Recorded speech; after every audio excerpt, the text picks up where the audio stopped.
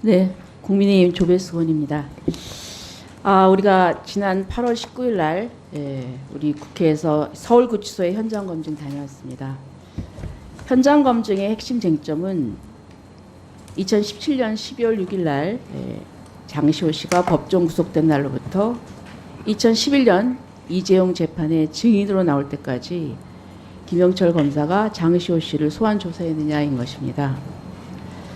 그렇지만 검증 결과 그 사이에 소환 조사한 기록은 전혀 없습니다. 그래서 결국 김영철 검사에 대한 모해 위증 교사 의혹은 사실 무근으로 밝혀졌습니다. 탄핵 소추 절차는 형사소송법이 준용이 되니까 기소된 사항에 대해서만 판단하는 불고 불리 원칙이 적용이 됩니다. 따라서 이 탄핵 소추안의 핵심 내용은 모해 위증 교사이니 서울구치소 내 현장 검증 조사 범위도 거기에 한정되었어야 합니다. 자, 그런데 그 이해 날짜에 장시호의 출정 횟수가 많다. 그리고 휴일에도 불렀다. 과도하다. 그런 얘기를 하는데 김영철 검사가 장시호 부른 것은 참고인 조사로서 딱 3회입니다. 그 이외 부분에 대해서도 이것은 탄핵 소추 사항이 아닙니다. 그런데 이게 마치 무슨 큰 범죄라도 된 것처럼 이렇게 얘기를 하는데 이것은 문제의 본질을 흐리는 거라고 생각합니다. 근데 정말 이것이 큰 문제라고 생각하면 민주당은 지금이라도 그 검사, 소환을 많이 한 검사에 대해서 탄핵 소추 사항에 포함시키기를 바랍니다. 제가 법무부 장관께 질의하겠습니다. 지금 검사 4사람에 대한 탄핵 소추안 발의됐습니다. 그런데 공통점이 있어요. 지금 김영철 검사는 민주당 전당대회 돈봉투 살포 사건과 관련이 돼 있습니다. 나머지 3건의 검사들은 이재명 대표의 대장동, 백현동, 쌍방울, 대북 송금 사건 수사와 관련된 검사입니다. 자, 이런 사건 수사했다고 해서 탄핵 소추가 된다고 하면은 지금 이제 국회 의석상으로는 의석 구조상으로는 탄핵 소추안이 의결될 수 있습니다. 그러면 헌재에서 결정 날 때까지 직무 정지될 것입니다.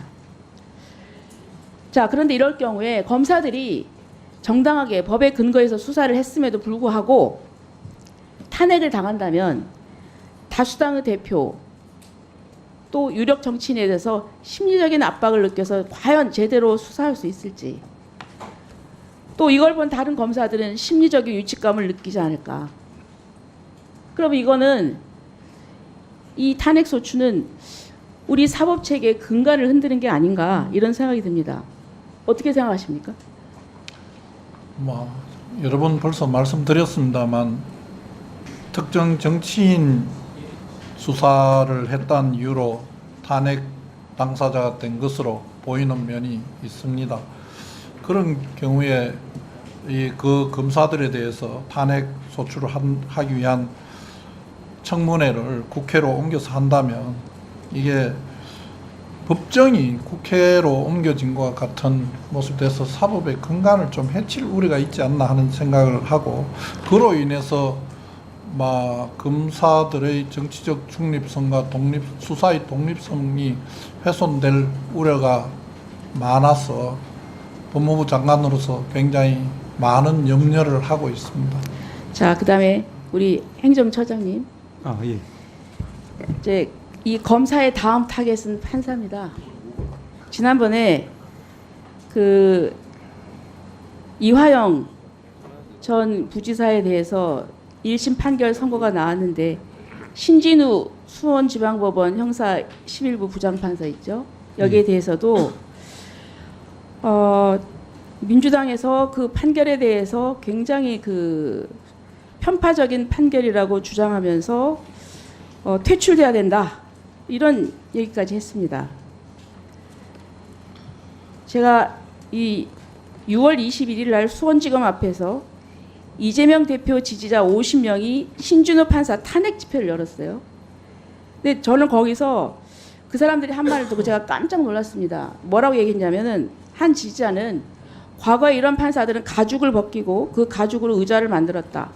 그리고 새로운 판사가 그 자리에 앉게 했다. 이런 발언을 했습니다. 저 판결에 대해서 비판하는 건 좋습니다.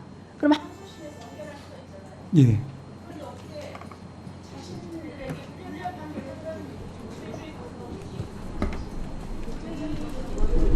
근본적인 사법 체계를 흔드는 일이다. 말씀하세요. 예. 제가 알기로 정부의 모든 법관, 법원의 모든 법관들은 어떤 일에도 좌고우면하지 않고 각자의 직분을 열심히 해 나가리라고 믿고 앞으로도 그렇게 하도록 저희 행정처에서도 최선의 노력을 다하겠습니다.